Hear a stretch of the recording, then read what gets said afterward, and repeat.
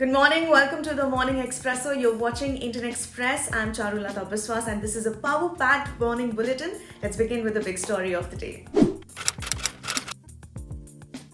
And the big story is the speech that lasted for nearly 2 hours in Lok Sabha. Prime Minister Narendra Modi singled out the Congress for criticism, calling it the leader of the Tukde-Tukde gang and accusing it of harboring Andhvirod, that is blind opposition, which he called disrespect to democracy.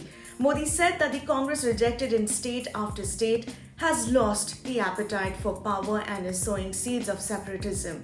He also invoked Jawaharlal Nehru several times to take a swipe at the Congress. He said, "You complain I don't take Panditji's name. Today, I will keep saying Nehruji. Enjoy." Here are the stories we'll find only in Indian Express. The December quarter earnings of FMCG companies point to an unusual trend in rural markets, positive sales growth in value terms, but amid thinning volumes. Several companies have admitted that the growth charted by FMCG companies in rural segment has mainly been on account of price increase and not increased demand. Let's have a look at the front page. The new Vice Chancellor, the VC of CNU, Jawaharlal Nehru University, Santi Shri Dhulipuri Pandit, was appointed despite her parent university's disclosure to the union government that her increments were withheld on 2 occasions for alleged misconduct, the Indian Express has learned. And soon after the announcement of her appointment was made, there was an uproar on social media over controversial tweets from an unverified Twitter handle in her name, Santi Shri D. Here are the must-reads. In today's Explained, we tell you why the proposal of the Delimitation Commission's second draft to merge Jammu Division's Poonch district and almost 2/3 of Rajouri district with Kashmir's Anantnag Lok Sabha constituency to form a new Anantnag Rajouri parliamentary constituency has stirred up a hornet's nest in the valley. The Punjab voter may be famously fickle, but there's no mistaking the anger on the streets of Malwa. There is the largest region of Punjab with 69 of its 117 assembly seats. The Congress won 40 seats, up 18, and Akalis only 8 in 2017 polls. These numbers are now up in the air.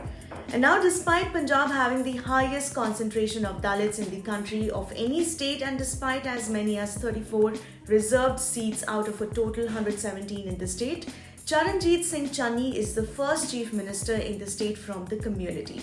Traditionally, they have never voted en masse for a single party due to internal division. So, can the Congress's gamble of Dalit CM pay off?